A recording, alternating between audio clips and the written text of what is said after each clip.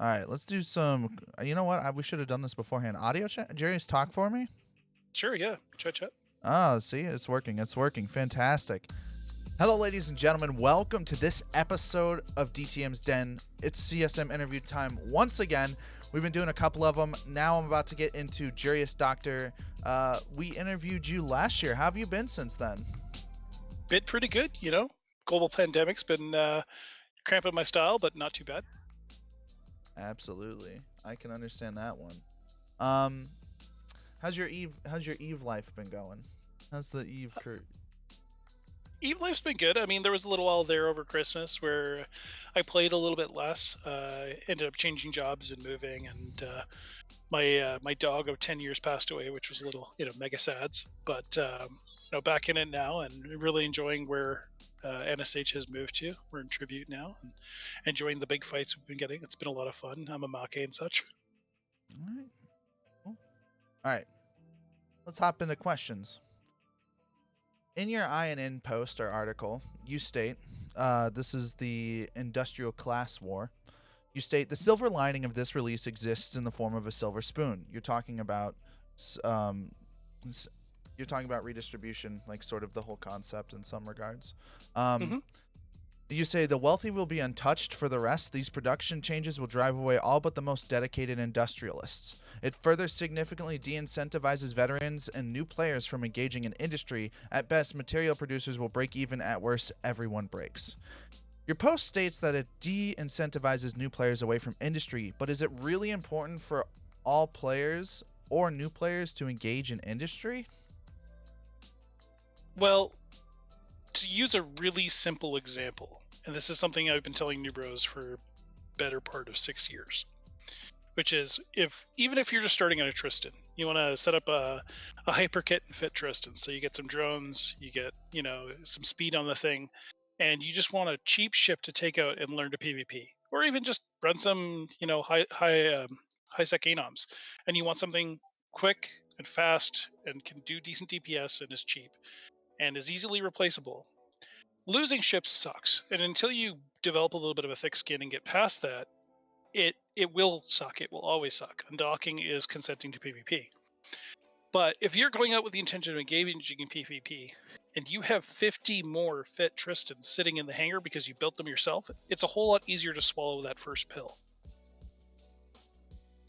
Okay, so you say that it's easier to swallow the PvP pill if you make the ship yourself? Exactly, because you're at a lower cost in exchange in the sense that you're not having to buy those ships. You're able to engage with the industry in a way that lets you make them. And if you want to scale up from making tier one frigates into making things that are more complicated, at some point you have to scale up your industry, or you have to work with guys who are creating it for you and find a way to pay them in kind. Usually that's some sort of market exchange. So either you're making enough money off of PvP to be able to afford to pay them, or you're making your money in other ways. For a lot of adults who don't have time to play, that's buying Plex and selling it in game to have this to pay for the ships that they want to play, or they run missions, or they do incursions. But even those activities require that they buy more expensive, more complicated fittings, and they get into the bit of the game. Now, as they're climbing that skill wall, one of the things that helps them to make money is having multiple streams of income. And one of the most dependable and reliable streams of income is mining and industry. Okay. We're gonna come back to that later. You say in the same post, it follows this progression. You say in the same post, it follows that this progression, because the Astero and the Stratios are open to alpha clones, the hulls are just that good that new explorers will elect to subscribe for the benefit of the Covert Ops cloak. This will change though, as new material requirements for System of E vessels are about to drive prices up. I have two questions. First, exploration generates a decent chunk of change with a relatively low barrier to entry, and done correctly, it can be done in near complete safety. Do you think that the driving price of the Astero, even up to 100 mil, will actually affect players' progression in a slightly more than, like, is it going to be noticeable? Do you really think so? For the new players who like legitimately brand new, not even the people who are creating new accounts to get into industry and who already understand the game mechanics and who already they already have a clue. But for the new people who are actually coming in, the idea of going from 1 million ISK to 60 million ISK for a hull before the patch for an Astero was already kind of like, that's 2 or 3 times the price of a Magnate, easily, after all the fittings and insurance and rigs. And then when you consider going from that up to the new price of the Astero, or God forbid, looking at prices of 700 million and above for a Stratios, like, yes, there's an economy of scale at which that'll make sense. And if you're running C5 data sites, yeah, no problem, you'll be in a week. Like, you're making enough money at C5s that you're not even going to worry about that. But if you're just a high sec newbro who's getting into the exploration for the first time, like, the delaying effect on how much longer it's going to take them to get into those holes, it has a compounding effect on how long it's going to take everybody to advance in this game, and how much we're going to see this game grow. Like, the goalposts are being pushed farther and farther out, based purely on cost. Okay, hold on. That doesn't make any sense. I have so. Do you actually think though that this is going? It doesn't make sense. All right, so let's talk about this. What do you think Astero prices are going to go up to In the short term, in the next year? next year, Yeah, within the next 365 days, what do you think the top cost of an Astero is going to be? I mean, excluding scammers and people who are listing one-offs at single high prices in market, I anticipate the price of an Astero is going to hover between 85 and 90 million ISK. Okay. And you think that that's going to be a high barrier to entry for someone who is going to probably buy it because they want the covert ops cloak? There's not really a reason to get it otherwise. It's the quickest ship to get in for that. And then doing nullsec data sites, you're pretty much completely safe, and you're going to make all your money back in less than maybe a day, maybe 2 if you're unlucky. Do you actually think that this is considered a very, very high bar to entry for these people? Not necessarily, and you've covered two things there, though. First, you said the word null. There's a lot of people who still don't leave HiSec, despite how much money they have leaving, on the table by not going to null and engaging with those data sets. Okay, hold on. Let's clarify something here. If you're running HiSec data sites, do you need a cloak?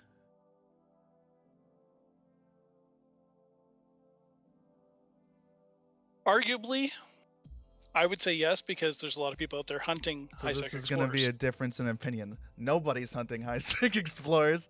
That's not true at all. I've hunted high-sec people for a very long time. I don't know if you know much about me. Before I streamed, I was a high-sec ganker. Never hunted high-sec explorers. They're not worth the money or the time. So I'm curious.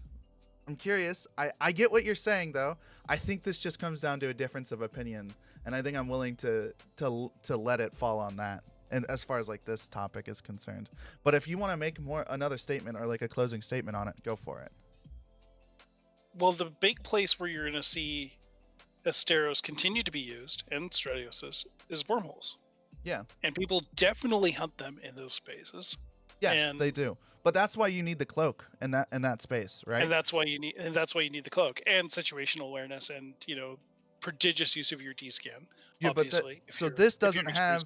So we're talking about two different groups of people. We're talking about people who run them in high sec who don't need this stuff, and then we're talking about people who are going to be making their money back, who can afford to buy Asteros and the cloaks. But I'm more concerned about the jump from one to the other. We all make that jump at some point. Mm-hmm. And I deal a lot with the people who are just getting to the point where they're ready to make that jump. And the first thing that gets recommended to them is not get into an anathema. It's get into an Astero. Yeah. Do you think very good reasons, because the anathema is it doesn't have the same.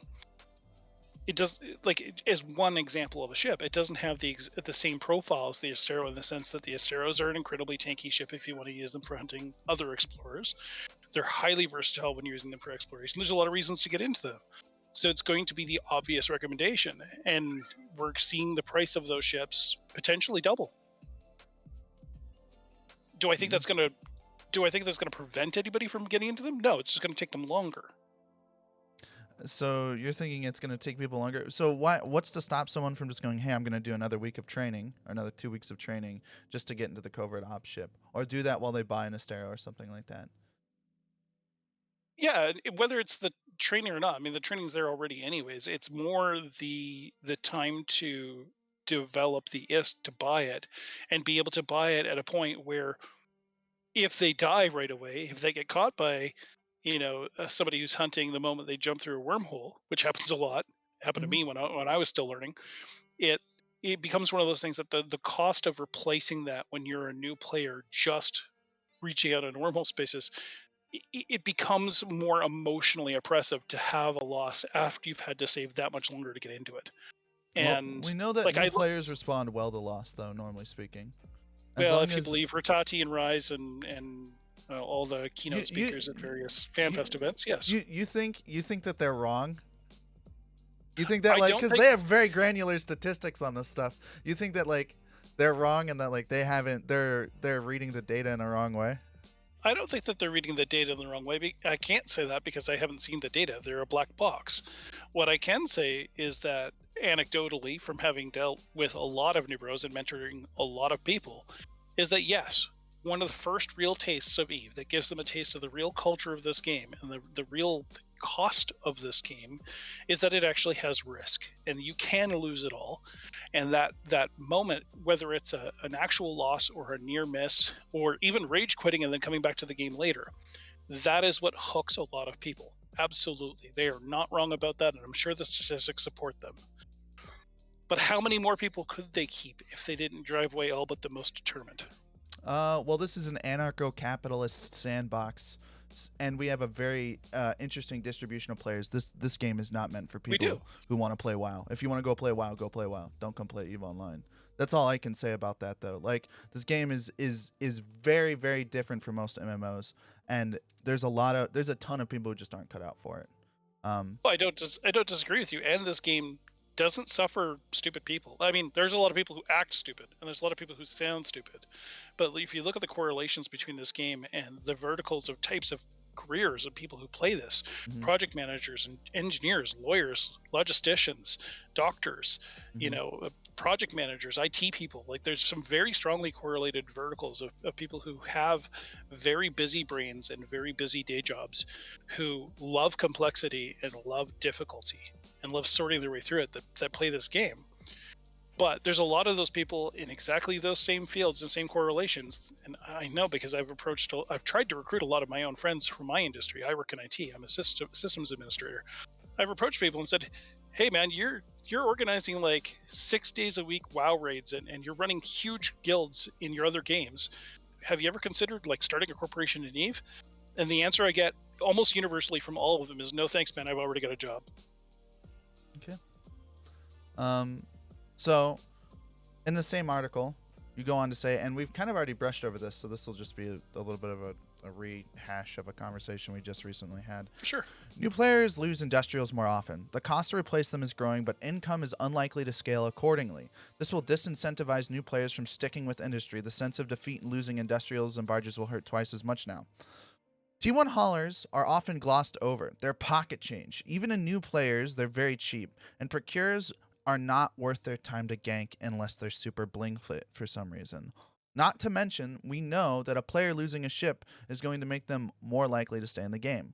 Do you think that these factors will truly drive new players away from industry? I think that we need better resolution on how many players leave after having their ganks.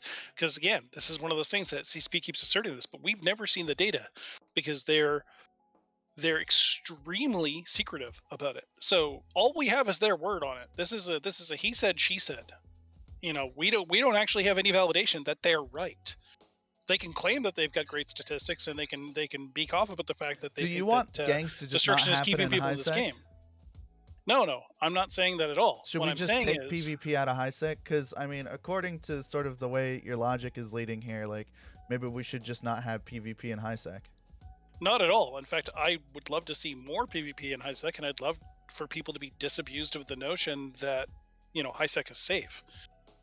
What I'd love to see though is greater statistics and greater detail, transparency Hmm. from CCP about what the effect is on people leaving after suffering a significant loss. And given that it's going to take longer for people to get into barges and into industrials, because the cost of them is at minimum doubling and will likely stay that way because of the increased need of materials in them. I want to see long term. Like I'm going to be watching this very closely over the next 9 months because I really want to see what the impact is on high sec small industrial groups and small producers trying to get in to doing an industry for the first time as an organized effort. Because if they specialize and they stick with things that can be made from a limited number of materials, or even if they just focus on moon mining and setting up a structure to focus on that, their capacity to grow further up the vertical. And I realize that this whole change is about controlling the access to controlling the vertical on an industry, making it so that people can't own the whole process. That's the whole reason CCP is doing this. Mm-hmm. The opportunities for people to scale out and scale up as they better understand this game and its systems, given that this is a game that universally attracts smart, intelligent, organized, methodical people. Those people naturally will want to grow and learn to do more things and take on more responsibility and build more of the things that are possible under industry.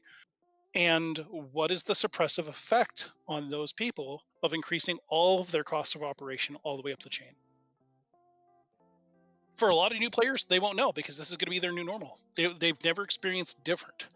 But what about the experienced players who've known what the costs have been and have considered getting into it and are now like, well, fuck that.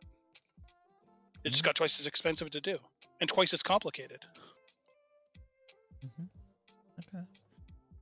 So you brought up issues with both mining as well as exploration and hauling. And you kind of talk about them being driven away from the game.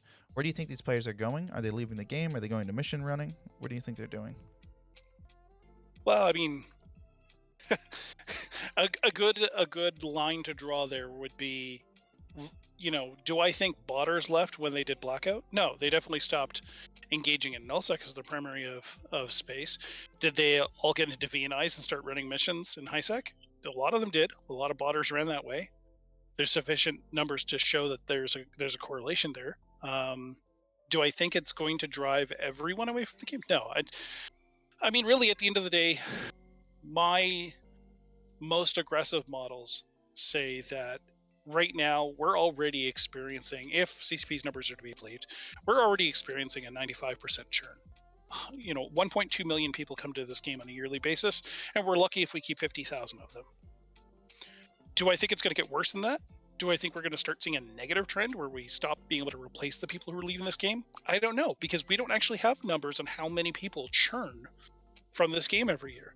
So we could be doing fantastically right now, but that's the problem, is we don't know. We have no details on the positive growth of this game, and we have no details on how many people we're losing or why we're losing them.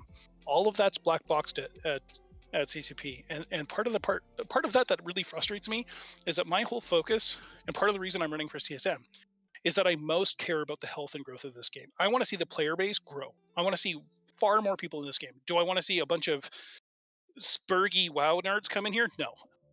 You're right. This is not a game for everyone.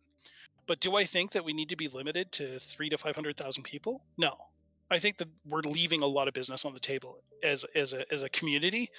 And CCP has repeatedly said on stage, the corporations are the things that really keep people in this game and help them grow. It's the communities we build. It's the community this game has. And yet they repeatedly snub the corporate communities within this game. They will not rely on us to help with recruitment. They will not give us better tools to grow the community. The corporation finder hasn't been touched in like 10 years. They've added new features to draw people's attention, like the activity tracker, which was a great addition, but it's the data being driven from that tool is not being incorporated in any way into any kind of recruitment. If there's no statistics coming out of it that let us see how are the players in our own corporations engaging with the game? What do people enjoy doing? What new players enjoy doing what we do that I can go to them and say, hey, join my corporation? Like, recruitment right now is so happenstance. Either people find out about you by name and they come to you and they say, hey, can I join your corporation? Or they're a spy. Or you run into somebody by accident and you're like, hey, sorry, I blew you up. Here's some money. You want to join my corp? But it's like dating on Tinder. You're lucky if you get a swipe right. So you And think they have all the recruitment should data, be easier? and they Can you? talk constantly about the data, but they're not using it to their best advantage, which is giving it to us and letting us do their job. So Let us how recruit for them. how do you? Well, you're recruiting players in the game, not out of the game, right? How do you No, think? I recruit a lot of people to this game too. Okay, yeah, we've spoken rightly about that, but the tools that we're talking about being built are tools that will help you recruit for your corporation, right? So what do these I want to see tools all look like to corporations you? get better at that. What do they look like? Yeah, what does The number CCP put? What does CCP put in? What do they look like? the best tool that they could make, honestly, and this is something that I have mentioned to them for a couple of years now. Well, here, let me turn this around for half a second. How often have you found yourself talking with a friend or thinking about something, and all of a sudden it shows up in every single one of your Facebook feeds, on all your YouTube ads? You start getting recommendations about that thing. Like Um, I I can't even. I'm a kind of a nut when it comes to that kind of stuff. So not too often, but like if I'm searching You stuff, you I know what you're talking yes, about. yeah. Yeah, yeah. You search for something. I can't even think out loud about Japanese mayonnaise without having a whole bunch of Japanese food snacks show up in every one of my social feeds Hmm. as recommendations. So Facebook, Google, Amazon, like literally every site out there has metrics driven engines that were actually sold to them or developed in house that have the ability to make very close, very intelligent recommendations about what you like, what you will like, and what you're likely to engage with. And there's a whole set of psychology around this. And there are companies out there that will literally build this shit for CCP. And Hilmar goes on and on about how wonderful and how granular the detail they have on this game is, how perfect their magnifying glass is for looking at the in-game economy and players' behaviors. And yet they're not actively reaching out to develop a matchmaking algorithm to say, hey, you've recently engaged in a lot of mining. You seem to be doing a lot more industry. Here are some industrial corporations that might like to have you as a contributing member. Would you like to try joining one of these corps? Okay, so I think the natural response to that is how do you make that favorable towards all corps though, and not play favorites even to the algorithm. Oh, that's easy. You roll a random seed every time a search is run, and it presents a different set of numbers based on a host of variables, but specifically ranged within particular time zones. So people who play in your time period during the play times when you're active, who have the same UI selections for language as you. Um. All right. Well, that would definitely be interesting. I'm glad we know what that looks like. I also think that option, before we go ahead, I think that option needs to come with a checkbox that says this corporation is a skill farm, so that it doesn't show up in the results. Mm. Um. You stated in your campaign thread, I'm also an excellent communicator, something often missing in IT staff. While it's not the role of CSM to ask for new development, it helps me speak the same language when asked if something is a good idea for the health of the game. We have a game developer actually running this year who's running a small game development company and can understand the woes and needs of a game developer, as well as not just how to correctly communicate with CCP, but communicate to the players correctly as well. Do you think your IT experience will help in this way? Absolutely. I know for a fact it will. And I actually am, I'm very glad he's running. I think that it helps to have a game developer on this side of the fence. And while CCP really doesn't like it when people try to talk to them like game developers, because they like to think they have a monopoly on that when they're dealing with their own product, which fair enough. I mean, it's their product. Sometimes being able to see the pitfall, a potentially bad idea, it's hard to understand or intuit why somebody's communicating to you that that's a bad idea. And I'll use an example. I spend a lot of time sitting in meetings, and some of the meetings that I sit in on have 8, 9, sometimes as many as 14 executives and C and D level staff, directors, CEOs, executives, the kind of people who typically don't like to be wasting their time in meetings because they're already dying from death by meetings, and who typically don't want they don't want to be in the weeds. They want you to give it to them quick and straight, and they really only want to see you agree with the ideas that they're going ahead with, because they're like, this is what I want to do. Tell me why this is a good idea, or tell me why it's a waste of my money. And sometimes when somebody tells you it's not a waste of your money, but you're doing it wrong, that's the last thing that you want to hear. Having somebody tell it to you in the context of the lens you're looking through is sometimes like a dirty punch in the face. And I think that that's the best thing that he and I can bring, is that not only are we going to tell you why it's a bad idea, we're going to tell you why you're going to lose money on it. Okay. After doing a dive in your kill board, I found that you don't really solo or small gang. And one of the skills desirable in a CSM isn't just someone who's good with communication or critical thinking, but also has a vast knowledge pool to pull from inside of EVE Online. Solo small gang helps develop this and helps build FCs as well. People like Stitch and Sutonia being experts in almost every module, and that makes players interact, and how to balance these things and how to approach passes on these, as well as what incentivizes PvP and decentivizes PvP. So I have a couple quick questions for you, and I would like you to respond. Sure. The primary income source for anomaly ratting should be being switched to a loot drop at the end of ANOMs to encourage ratters to stay and to give people who are already out there trying to create PvP content a source of income. What do you think about that? Yeah or nay? Yay. And I think that not so much the loot drop. I think we need to dial up the drop rate from PvP.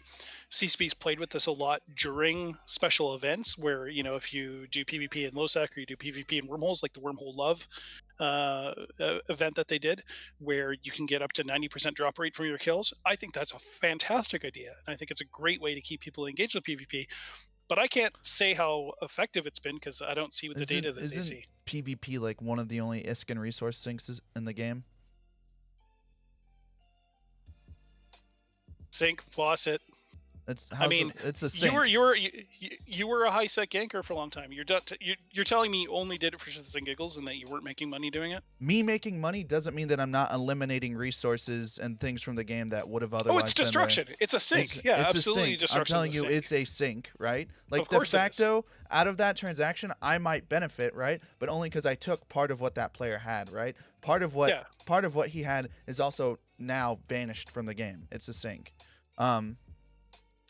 But so like part of the reason, so I have a question here, right? So you want to dial these up, that would make that sink go down, right? There'd be more items in the game, per se. Like destruction would mean less. I have another question then on top of that. So you said that you would maybe in addition to, is that how you phrased it? So you would like to see the drop be moved to the back, or you would and also see it, or do you want to see one or the other where there's more PvP drops? I'd like to see it potentially be one or the other divided along certain lines. But PvP going up doesn't make ratters want to stay in ANOMs. Their drop rates going up doesn't make them want to stay in ANOMs. So part of the reason you're keeping them there is because the benefits at the end, right? So they might stay an extra couple seconds to finish a rat, or they might go reship and come fight you to protect their ANOM that they have about to finish. And to come back and continue the stay, yeah. Yeah, and I would like to see both of those things go up. I'd like to see a better drop rate on some of the more lucrative items, like blue loot and stuff, dropping in sites, especially the higher tier sites in ANOMs. And I would love to see a greater chance that the people are coming in to do PvP and to kill those guys are going to get that loot. Okay. Change where the kill board API only gives partial information, maybe what was fit, but maybe not everything that was fit, but still gives you the full amount for the kill. Honestly, Squiz is the best person to answer that question, and I don't really spend enough time in that part of the API to care. I'm asking you, do you think this would positively or negatively affect the player base, not Squiz?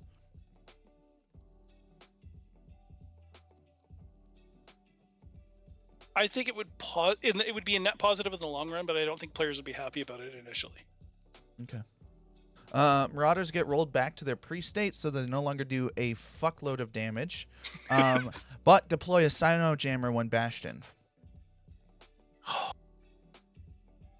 I like the Sinojammer idea, I really do, but I also like the polarized Chronos that does 6400 DPS.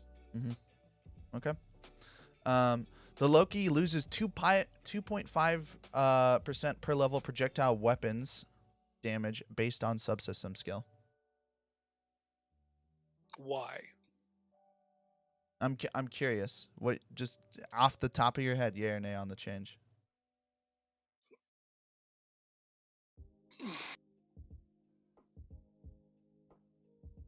I'm gonna say yay. Okay. Um, Currently, player-owned gates are one of the most powerful structures in the game, arguably more powerful than keep stars. The ability to move a fleet easily across vast amount of space in a fraction of the time. Do you think these need to be looked at? Not at all. Actually, I'm gonna go further than that. I want player-built region gates. I want to be able to put a gate from Stain to the Citadel. Mm-hmm. So you don't think it's important to limit players to the same geography as everybody else to increase strategic incentives of where things are placed?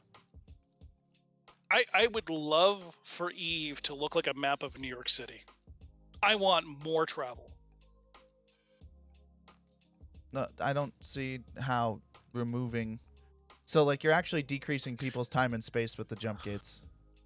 Oh, I'm not advocating for removing them. I'm advocating for increasing their range and their I capacity. know, I I want more of understand, them. and I'm saying you would decrease the not only the potential for people to get combat with these, right?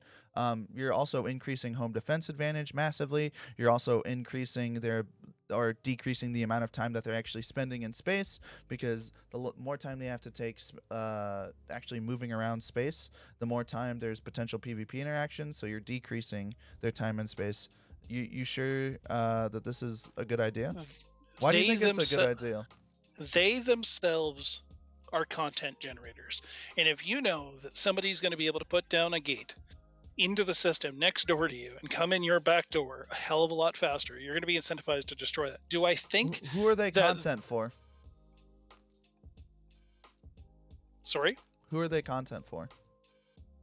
Anybody who wants to destroy them. And the problem I think they have right now is not their utility, it's that they're not easily destroyed enough. They're too tough in their current state. So make them more important, but make them more vulnerable. Yes. Okay. And I'd like to expand the use of them into high sec because right now you can't put them in high sec.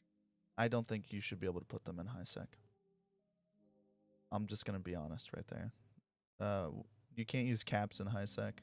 I don't think you should use these either. But that's my personal opinion. Has nothing to do with this interview. In your post or your let me take a look. I think this is in the article.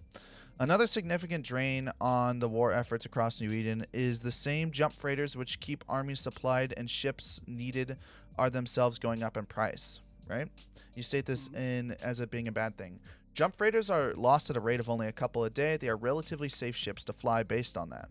Do you feel that they are properly balanced at their current market price? And do you think they actually this price change is actually going to have a major effect on the war? We're talking like 2 jump freighters a day. And actually, most of them are coming from the north. It's true. And jump raiders were previously, like pre-patch, running between 11 and 14 bill. Mm-hmm. I think even going back like a year, they were still hovering around 9 or 10. Like the price on them has been pretty stable for a long time. And yeah, for the value that they add in terms of the logistics of moving stuff around game, they're a huge benefit to the game. And yeah, the loss rate of them's a pretty small percentage of the number of units in operation. Absolutely. Do I think that the higher price is going to have an impact on them in the short run? Yeah, absolutely. Considering the price that they're running at now, it's like at least easily double, and at least until everybody gets a handle on the new modes of production. Do I think they need balance? Yes. Although I'm really torn. I can't decide if I think it's wise to balance them or even how one would approach it. Like the people you think that their price going up is actually going to have a major impact on the. Well, given the way the war's been going, I'm tempted to say what war, but my feeling here is that the price is eventually going to have an effect on everybody. Do I think it's going to have an immediate impact on the war? No, because the people pushing the war have got wallets thick enough that it's not really going to hurt them. Which goes back to my Silver Spoon article in the Silver Spoon comment in the article, is that the people who have a lot of money and the people who have big stockpiles, they're hardly going to feel this. Really, they're going to push down on their lower ranks to backfill the losses that they experience. It's going to be the new bros being forced into ventures to go gas huffing in wormholes. It's not going to be the experienced players out there doing it. It's a waste of their time. There's better things they can be doing. You think they're gonna make the new Bruce? I mean, I don't know if that's true, because like what they want is more capital pilots and things like that. Yeah, and while they're training to be able to fly capitals, what do you think they're going to have them doing? Probably, Sure, they might have they might probably lowering ADMs. they or might raising have ADMs. them raising ADMs or getting into fleets in EWAR, or T1 Talos, like get I T1 don't know Talos if as an they're expendable really gonna ships. I don't know if they're really gonna backlog it off to the new pros. I think that's like very anecdotal. I don't know if there's any evidence to support that currently. There are groups I imagine that might do that, but I don't know of the big people involved in the war that are.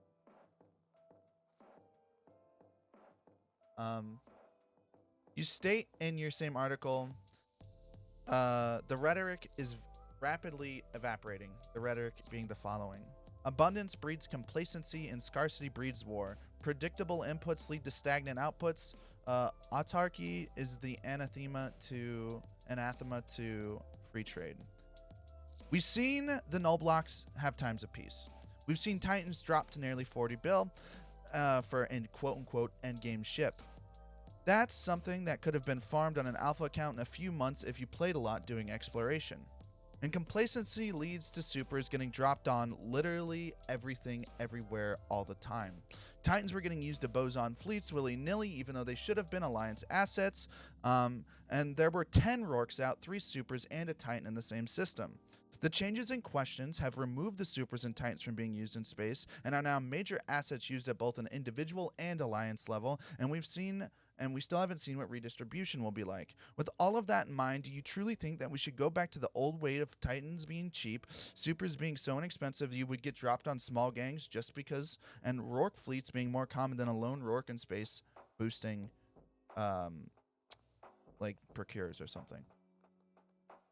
So this is speaking as somebody who used to fly 3 Rorquals and has a bunch of capitals, and flies with a group of nerds who have a lot of Titans.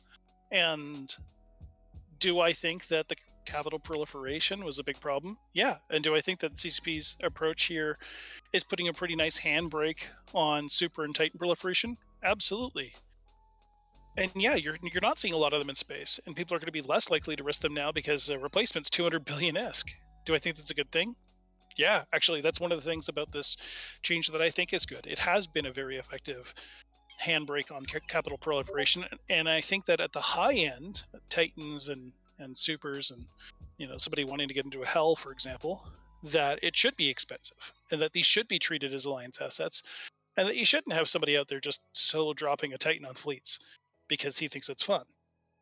These are expensive assets, and I think it should go that way.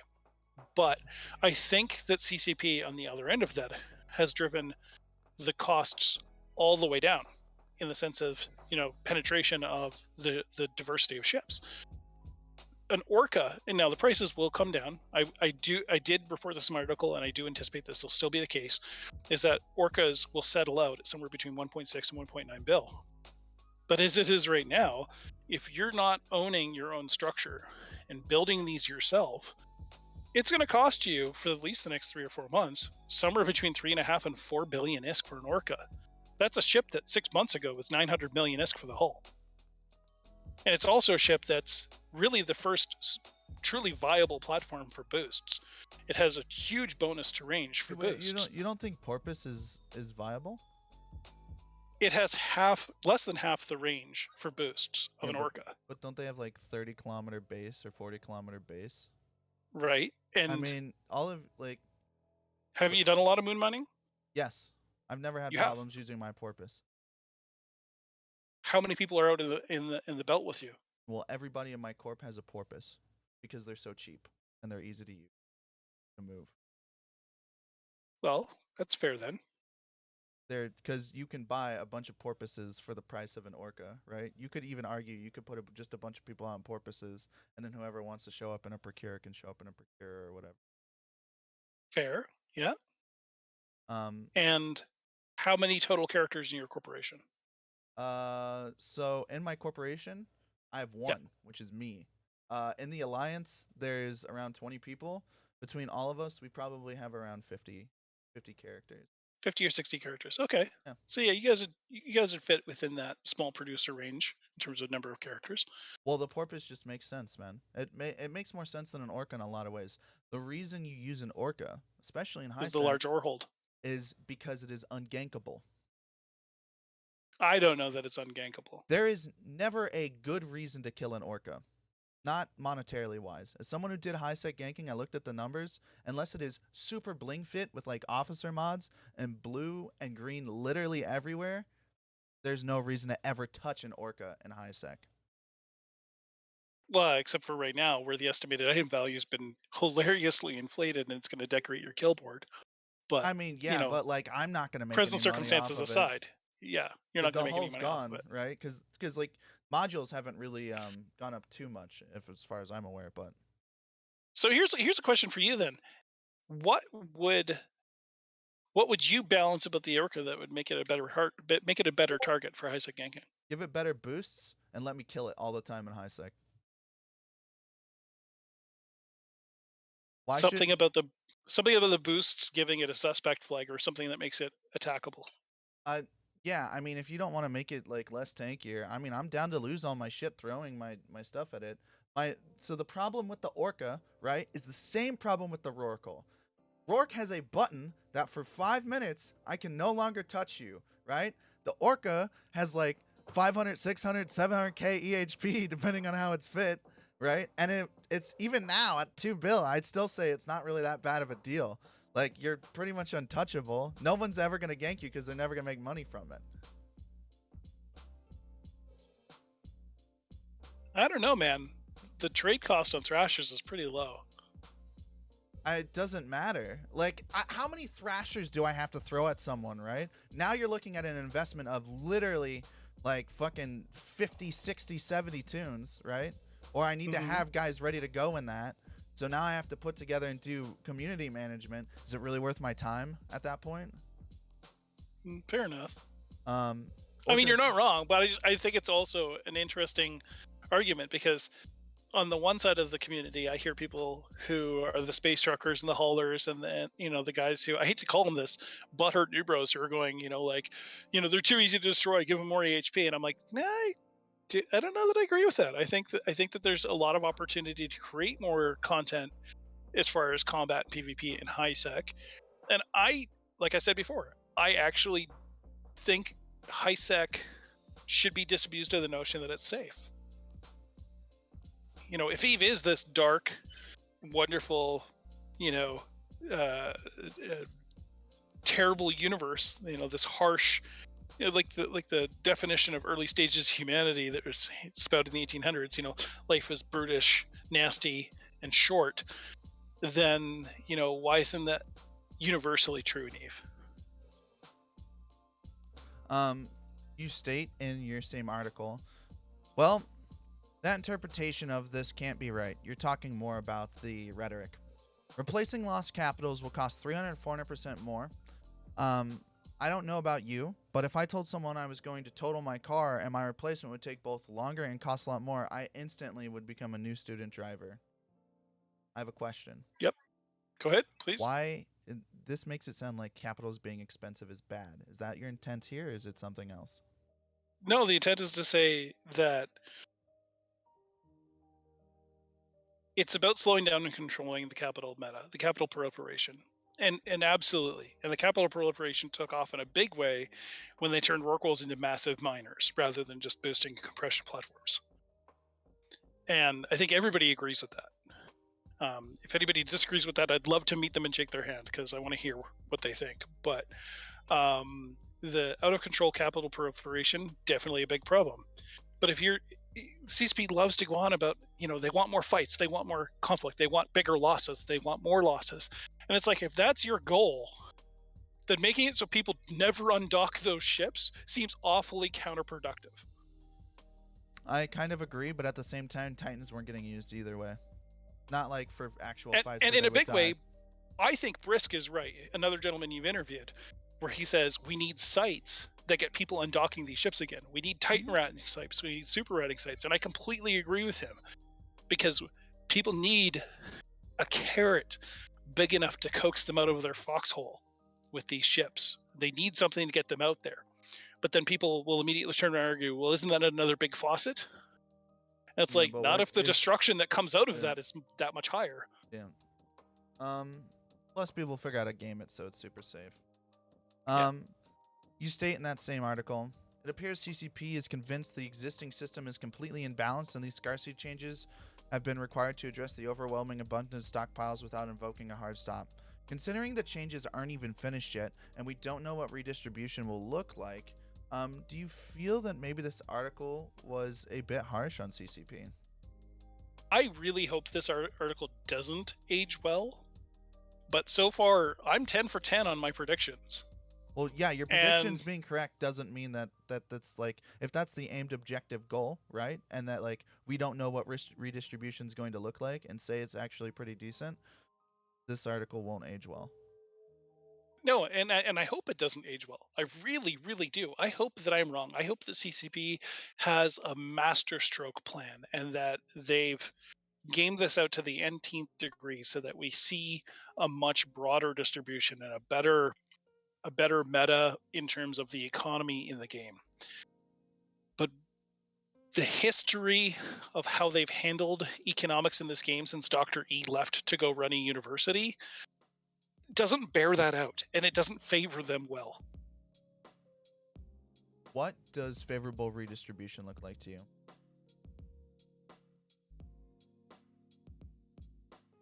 Favorable redistribution, in my mind, and I'll probably eat a lot of shit for this and take a lot of flack, is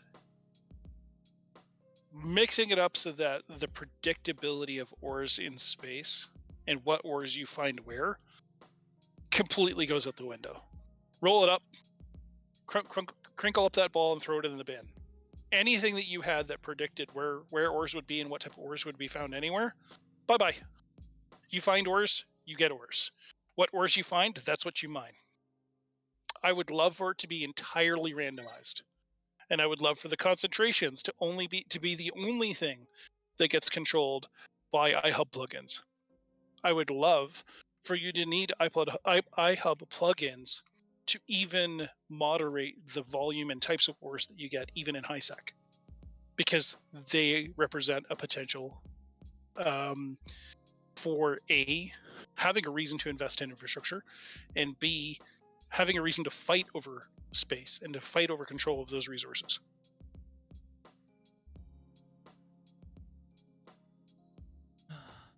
Players game every system in EVE. We purposely break and we min-max. We made a metric fuckload of ISK for years. Do you think that what they're doing now makes sense to get things back to losing supers being meaningful? I haven't seen the whole of their plan. Nobody has. I mean, if CSM has, I'd be surprised. I think it's baby steps in the right direction.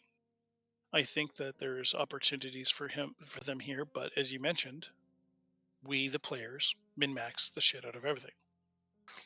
What we end up doing tomorrow to min-max this whole initiative, it's more of the same. The more it changes, the more it stays the same. We're going to min-max today, we're going to min-max tomorrow. Whether or not that impacts the ongoing viability of supers, I think that comes down more to what CCP does over the next 6 months. And I mean, there's a lot of people who aren't going to like me saying this, But I think in some ways it would have been easier if CCP was really upset about the stockpiles and people having a ton of money. I personally think it would have been an easier band-aid to rip off for them to just hit the delete key. Just sort, wallets by size and Plex concentrations by size and say, hey, you're bigger than this, delete. Because the people who made that money and have that money made it because they know the game. They know the game mechanics and they know how to min-max it and they know how to make the money. And they'll make that money back. Warren Buffett gave away like $65 billion to the Bill and Melinda Gates Foundation. And within a year and a half, 2 years, he was back in the top 10 of world billionaires. Like, people who know how to make money, make money. If you wanted to hurt the stockpiles, just delete them. They're going to come back. Nothing's stopping rich people from getting rich in this game. So the people who have supers today will have supers tomorrow. All right, that's all my questions for you. I'm going to turn it over to chat for a little bit, see if they have a couple questions. Thank you so much for putting up with the interview today. We actually had some I love trouble. your questions, man. I love hard questions. Yeah. I think this has been the hardest I've gone on an interview so far this year. I've been really lackluster this year with how much I get into people, but someone told me to crank it up, so that's what I'm trying to do. We had some problems getting this done. I missed 2 dates with this guy for interviews. Guys, it's pretty bad. It was pretty bad. I felt so sorry. I'm sorry, by the way.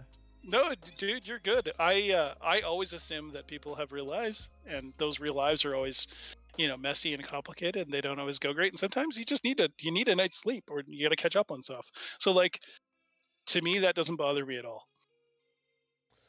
Stuff happens, man. Extra Squishy asks, with build costs going up for supers and titans, do you think buffing them would be a good idea to make people undock them? Maybe like putting the bows on back or something. No, but I think that they need something more significant than the stupid skin packs that they got when they changed the size of supers. Like, I'm sorry, giving a Nyx runway lights? Come on, CCP. You could do better than that. Yes, your art team is wonderful, and they turn around stuff and new developments faster than any other part of your company. But, like, new phenomena generators, throw me a bone. Like, give me a fucking carrot. All right. Jarius for CSM Nexium says. Thanks, guys. It was a good interview. I enjoyed this. This was nice. This is solid. Thanks, man. I mean, sometimes I sound like I'm talking my ass because I am, and I admit it. Is true. And I'm not a master on all the parts of the game. But there's 10 seats, and those 10 seats should be filled by people who know the game. You don't have to know every part of it. So Satonia and Stitch should get all 10 of them, is what you're telling me. When, the whole... Remember last year how Exukis and Luraseko split the wormhole vote? Yeah. I want to see the sectors of space that really want to see representation. Like, if everybody does go to the level of saying, like, Brisk is guaranteed in because he's got an int behind him. Or, Aerith is guaranteed in because goons.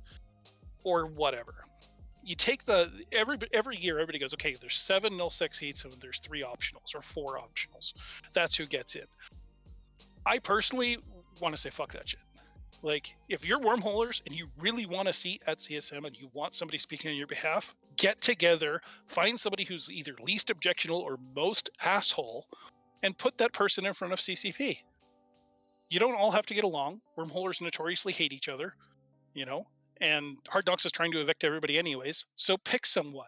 If you really want to be represented, if you're tired of CCP just constantly nerfing or buffing things in ways that you don't like, and you want somebody to represent you, find a person and put them up there. One of the things that I think has been a real problem this year, and Brisk talked about it in his forum thread, is that we just hit like the first couple of days of the application period, and we've already got 37 people running. I've read all of the forum posts from the candidates. More than half of you shouldn't be running. You're just taking away from the conversation. And more than half of them, even more than the initial half,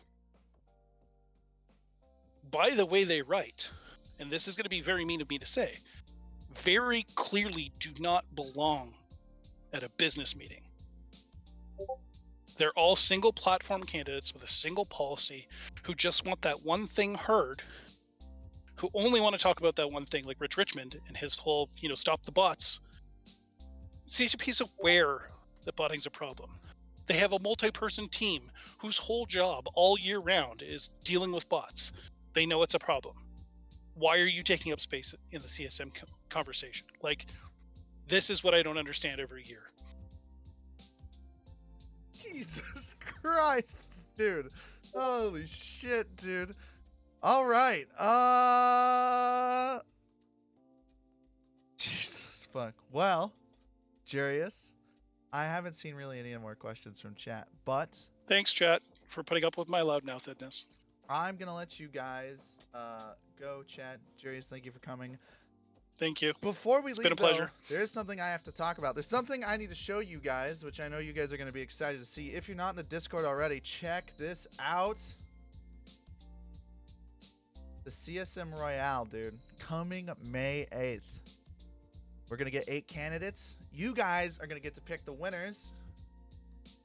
Every round we're going to have, every 15, 20 minutes, we're going to be changing topics. And we're going to let people just duke it out. Very limited moderation on this, dude. All right, chat? I'll see you guys then. Thank you so much for coming out. Have a great night. Catch you in a couple hours. I'll be going live with PvP.